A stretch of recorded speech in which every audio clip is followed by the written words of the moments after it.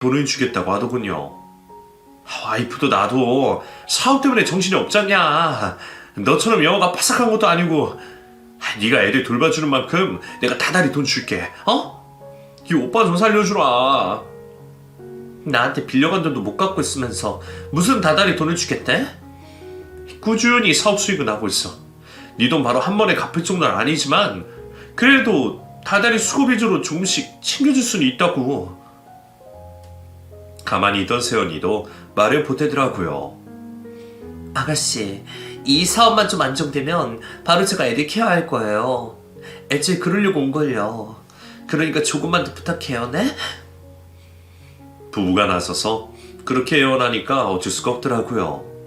결국 저는 오빠에게 다달이 일정 금액을 받고 계속해서 조카들을 케어하기로 했죠. 그래도 직원 고용하는 돈이 더 들어서 제가 손해였지만 그게 어디냐 싶었어요. 미정이 네가 한국에서도 이 못난 오빠 때문에 고생 많이 한 거 알아. 내가 내년, 아니 올해 안에 그동안 네가 나 때문에 썼던 돈 다 갚아줄게. 네가 나한테 빌려준 돈도 10배로 갚아주고. 그러니까 조금만 더 기다려. 오빠는 제 앞에서 큰 소리를 뻥뻥 쳤어요. 어쩐지 옛날 사업할 때가 생각나서 좀 불안하더라고요. 아니나 다를까 결국 오빠의 사업은 얼마 못 가 망하고 말았습니다. 알고 보니 오빠가 넘겨받은 구제 의류 가게는 장사도 잘 안 되는 망해가기 직전의 폐물이었어요. 철쭉인지 문제하는 그 친구가 오빠를 속인 거였죠. 그것도 모르고 바보 같은 오빠는 그 친구에게 권리금 명목으로 5천만 원이라는 큰 돈까지 줬으니 정말 너무 한심했어요. 오빠가 사기당했다는 걸 알게 됐을 때 이미 그 친구는 한국으로 도망친 뒤였죠. 그 자식 절대 가만 안 둘 거야. 내가 지옥 끝까지라도 쫓아가서 조질 거라고. 오빠는 그대로 그 친구를 잡기 위해 한국으로 돌아갔습니다. 그동안 세연이와 조카들을 돌보는 건 온전히 제 몫이 됐죠. 갑자기 돌봐야 할 군 식구가 생겨버리자 참 힘들더라고요. 미국이 생활 물가는 한국보다 저렴해도 집값이며 학비가 어마어마하거든요. 세연이가 부담스러울까봐 내색은 못하고 그저 오빠가 돌아오는 것만 기다렸는데 한 달, 두 달, 세 달 아무리 시간이 흘러도 오빠에게선 연락이 없었습니다. 세연이를 통해 대충 전해들은 바로는 그 사기꾼을 잡는데 실패한 것 같았어요. 미안해요 아가씨. 나도 그이 따라 한국 들어가고 싶은데 아무래도 애들 학교 문제 때문에 염치 없는 거 알지만 애들 학교 졸업할 때까지만이라도 도와줄 수 없을까요? 그이도 지금 한국에서 새 직장 알아보고 있대요. 취직하는 대로 바로 다달이 생활비 보내준다고 했으니까 돈 들어오는 대로 바로 드릴게요. 아가씨한테 빌린 돈도 빨리 갚아야 하는데 정말 미안해요. 눈물로 애원하는 세연이한테 차마 뭐라고 할 수가 없더라고요. 결국 저는 돈은 천천히 갚아도 돼요. 오빠 직장 구할 때까진 제가 지금처럼 집세랑 생활비도 드릴 테니까 그만 울어요. 애들 보면 놀라겠어요. 하고 세연이를 위로할 수밖에 없었죠. 그렇게 한 달쯤 흘렀을까요? 그 뒤로 오빠는 정말 다달이 제게 약속했던 돈을 보내오기 시작했어요. 금액은 들쑥날쑥이었지만 그래도 꾸준히 돈을 보내오기는 했죠. 그러던 어느 날이었어요. 그날도 평소처럼 가게로 출근해 일하고 있는데 점심시간이 지났을 무렵 새언니에게서 전화가 왔어요. 여보세요? 언니, 이 시간에 어쩐 일로 전화를 다 했어요? 아가씨, 어떡해요? 오빠가 새언니는 거의 제정신이 아니었어요. 흐느끼며 제대로 말도 잊지 못하더군요. 새언니, 뭐라고 하는지 잘 모르겠어요. 오빠 어떻게 됐다고요? 불길한 예감이 가슴을 스치고 지나갔어요. 그리고 되게 그런 예감은 되게 맞는 법이잖아요. 그때도 마찬가지였죠. 지금 어머니한테 연락이 왔는데 오빠가 교통사고가 크게 나서 죽었대요. 당장 애들 데리고 한국으로 돌아오라는데 어떡해요, 네? 충격에 제정신이 아닌 새언니를 대신해 제가 비행기표를 끊었어요. 새언니와 조카들은 그 비행기에 바로 몸을 실었죠. 저도 함께 하려고 했지만 그 즈음에 가게 일 때문에 무리하느라 몸 상태가 많이 나빠져 있었거든요. 특히 공황 장애가 생겨서 비행기를 타는 게 힘들었죠. 새언니는 그런 제게 굳이 함께 갈 필요 없다고 만류했어요. 난리를 칠 줄 알았던 부모님도 몸이 그렇게 힘들면 오지 말라고 하더군요. 장례는 두 분이서 알아서 치르겠다고요. 고민하던 저는 결국 비행기를 타지 않았습니다. 건강보다도 돈 문제 때문이었어요. 오빠가 죽은 이상 오빠에게 빌려준 돈을 받을 수도 없었고 새언니 혼자 조카들을 책임질 수 없으니 경제적으로든 뭐든 제가 도와야 했죠. 한푼이 아쉬운 상황이었어요. 한 사람의 비행기 값이라도 줄이는 게 나았고 제가 가게 문을 하루라도 더 열어서 돈을 버는 게 현명한 처사였죠. 그 순간에도 그런 생각을 하는 제가 참 끔찍했지만 어쩔 수가 없더라고요. 새언니와 조카들은 약 한 달 뒤 다시 미국으로 돌아왔어요. 그냥 한국에 있을까 고민도 했는데 조카들 공부 때문에 어쩔 수가 없었다고 하더군요. 일단 애들 대학 때까진 미국에서 쭉 가르치고 싶은데 그놈의 돈이 웬수예요. 앞으로 저 혼자 이 아이들을 어떻게 키울지. 일단 한인식당에서 설거지하는 일이라도 해보려고 하는데 그 돈으로는 한 학기 학비도 못 낼 거예요. 저는 제 앞에서 눈물 짓는 새언니의 어깨를 두드려줬어요. 걱정 마세요. 제가 있잖아요, 새언니. 가게도 이제 어느 정도 자리 잡았고 직원들 안 쓰고 저 혼자 일하면 순수익도 더 올릴 수 있어요. 부족한 돈은 제가 보탤 테니까 혼자라는 생각하지 말고 애들을 생각해서라도 힘내요. 고마워요. 진짜 아가씨 때문에 살았어요. 우는 새언니를 끌어안고 저도 같이 울었던 것 같아요. 먼저 떠난 오빠가 참 원망스럽더군요. 그 뒤로 저는 처음 혼자 미국에 왔을 때보다 더 열심히 살았어요. 생때 같은 조카들을 제가 책임져야 한다는 생각이 들자 하루도 허투루 살 수가 없더군요. 조금이라도 더 싸게 물건을 떼기 위해서 새벽같이 마켓을 돌았고요. 비가 오든 눈이 오든 하루도 쉬지 않고 가게 문을 열었어요. 그러면서 틈틈이 식당 설거지 일을 하는 새언니 대신 아이들도 돌봤죠. 아무래도 자영업자인 제가 새언니보다 시간 쓰는 게 더 자유롭다 보니 아이들 케어는 자연스럽게 제 몫이 될 수밖에 없더라고요. 조카들이 하교하고 나면 제가 가게에서 데리고 있었고요. 새언니가 올 시간쯤에 맞춰서 집에 데려다 주곤 했죠. 몸도 너무 힘들었지만 그보다 더 힘들었던 건 경제적인 압박감이었어요. 새언니가 벌어오는 돈으로는 지금 살고 있는 집 월세 내기도 빠듯하다 하더군요. 결국 조카 둘의 학비며 생활비 대부분을 제가 낼 수밖에 없었죠. 새언니가 미안해할 때마다 괜찮다고는 했지만 그래도 어깨가 무거운 건 사실이었어요. 매달 혼자 살던 때와는 비교도 되지 않을 만큼 큰 돈이 필요했죠. 그렇다고 어린 조카들과 혼자 된 새언니를 모른 척할 수도 없고 스스로 더 열심히 살자 힘내자 다독이면서 하루하루를 보냈던 것 같아요. 그러던 어느 날이었어요. 그날도 온종일 가게에서 손님 상대하랴 아이들 돌보랴 정신없이 바쁜 하루를 보내고 있었죠. 정신을 차려보니 어느덧 저녁 시간이더라고요.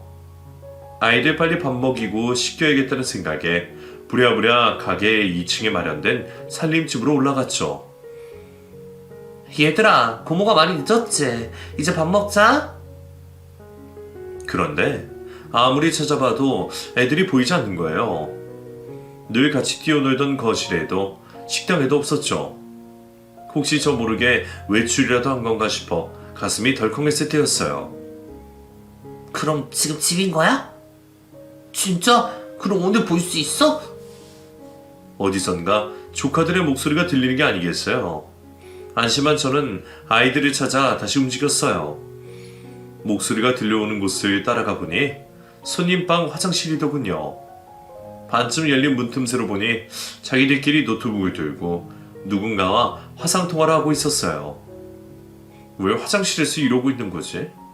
의아했던 저는 조카들을 부르려고 했어요. 그런데 바로 그때 둘째 조카가 큰 목소리로 진짜? 그럼 아빠 계속 집에 있는 거야? 하고 외치더군요. 아빠라는 호칭에 전 반사적으로 몸을 붙였어요. 그 사이에 큰 조카가 얼른 동생 입을 막더군요. 조용히 해. 고모한테 들키면 평생 아빠 못 본댔어. 이게 도대체 어떻게 된 상황인지 파악하기도 전에 노트북에서 익숙한 목소리가 흘러나왔습니다. 그래, 세연이. 아빠가 뭐라고 했어? 고모한테 안 들키게 조심, 또 조심하라고 했지? 고모가 알면 아빠는 진짜 죽어서 하늘나라 가야 돼. 다신 세신이 세연이 얼굴 못 본다고. 그건 싫지? 아이들을 타이르는 사람은 다름 아닌 죽은 제 친오빠였어요. 혹시나 싶어 들여다본 노트북 화면에도 오빠의 얼굴이 선명하게 떠올라 있었죠. 도대체 이게 어떻게 된 일인지. 제가 충격에 빠져 있는 사이 조카들은 화상통화를 끝내고 화장실 밖으로 나왔습니다. 그리고 바로 저와 마주쳤죠. 고모, 여기서 뭐해? 일 다 끝났어? 세연이가 화장실 혼자 못 가겠다고 해서 내가 같이 가줬어. 아이들은 제가 묻지도 않은 말까지 해가면서 제 눈치를 보더군요. 전 가까스로 정신을 차린 뒤 조카들을 제 앞에 앉혔습니다. 그리고 다 봤으니 거짓말하지 말라고, 솔직하게 말하라고 조카들을 충고했죠. 아직 어린 아이들이라서 그런 걸까요? 겁에 질린 조카들은 순순히 진실을 고백했어요. 미안해, 고모. 사실 아빠 죽은 거 아니야. 우리가 너무 슬퍼하니까 엄마가 다 말해줬어. 지금 나쁜 사람들한테 쫓기고 있어서 죽은 척하고 있는 거래. 나쁜 사람들이라니? 빚쟁이들. 아빠가 한국 가서 빚을 너무 많이 져서 죽은 척할 수밖에 없었대. 근데 왜 고모한테 말 안 했어? 다른 사람들은 몰라도 고모한테 말을 했어야지. 알면 고모가 돈 보내라고 할 거 아니야. 뭐? 엄마가 그랬어. 고모가 알면 아빠한테 또 생활비 달라고 할 테니까 조용히 있으라고.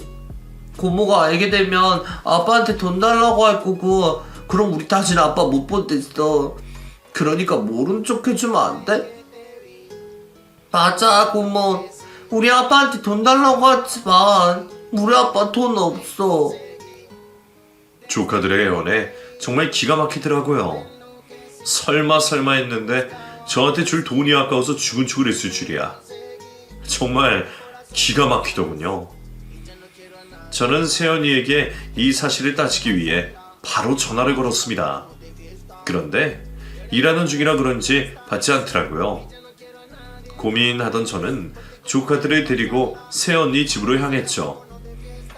새언니 성격에 딱 잡아댈 수도 있으나 그 집에서 뭔가 증거가 될 만한 걸 찾아야겠다고 생각했거든요. 그런데 거기서 또 다른 끔찍한 진실을 맞닥뜨리게 될 줄 누가 알았겠어요. 새언니에게 하나 받았던 열쇠로 현관문을 열고 들어가자 짐승처럼 거친 신음소리가 흘러나오더군요. 분명 남녀가 잠자리를 하는 소리였어요. 전 급하게 아이들을 방 위로 올려보낸 뒤 소리의 근원지를 향해 발을 옮겼습니다. 그리고 문을 열자 제 눈에 들어온 건 발가벗은 채 서로 부둥켜 안고 있는 새언니와 오빠였어요.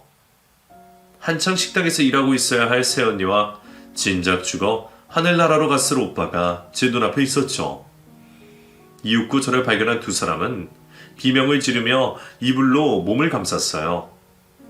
그리고 허둥지둥 바닥에 놓여있던 옷가지를 주워 입기 시작했죠. 미정아, 네가 어떻게 이렇게... 그건 내가 해야 할 말 아니야? 교통사고로 죽어서 장례까지 치렀다는 사람이 어떻게 여기서 이러고 있어? 그건 말이지. 내가 다 설명할 테니까 잠깐만 기다려. 그래요, 아가씨. 일단 진정하고 이 사람 얘기 좀 들어봐요. 제가 무슨 얘기 들어야 하는데요? 나한테 주는 돈이 아까워서 오빠가 죽은 척하고 있었던 거?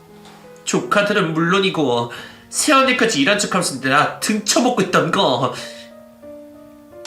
일하는 척이라니요. 저 진짜 식당에서 일했었어요. 근데 너무 힘들어서 그만둔 건데 아가씨한테 면목이 없어서 말 못했어요. 미안해요. 나한테 다달이주던 생활비가 아까워서 오빠가 죽은 척했던 거 맞나 보네요? 그건... 새언니도 오빠도 아무 말 하지 못했어요. 전 제 눈도 못 보는 오빠에게 부모님도 이 사실 다 알고 있는 거야? 하고 물었죠. 그러자 오빠는 말없이 고개를 끄덕이더군요. 그 순간 목 끝까지 서러움이 복받쳐 올랐어요. 제게 오빠가 교통사고로 죽었다고, 그치만 무리해서 장례식은 올 필요 없다던 엄마의 목소리가 생각나자 기어이 눈물이 비집고 흘러나왔죠. 부모님은 여전히 오빠밖에 몰랐고 오빠만 자기 자식으로 여겼던 거예요. 그렇지 않으면 제게 그러실 수가 없었죠. 제가 아무 말 못하고 우는 사이 오빠는 사건의 자초지종을 설명했어요. 처음부터 거짓말하려고 했던 건 아니야. 한국 갔는데 그 사기꾼 자식은 못 잡았지. 회사 다녀서 버는 돈으로 네 빚 갚는 게 더 요원하지. 그래서 두 눈 딱 감고 사채를 좀 써서 주식을 했는데 그게 그만. 나도 도대체 뭔 정신으로 그런 짓을 했던 건지 모르겠다. 사채업자들이라는 게 정말 무섭더라고. 이자 밀리니까 바로 직장까지 찾아오는데 와. 그래서 그놈들 피해서 죽은 척 하려고 했던 거고 가족들한텐 다 솔직하게 말하려고 했어.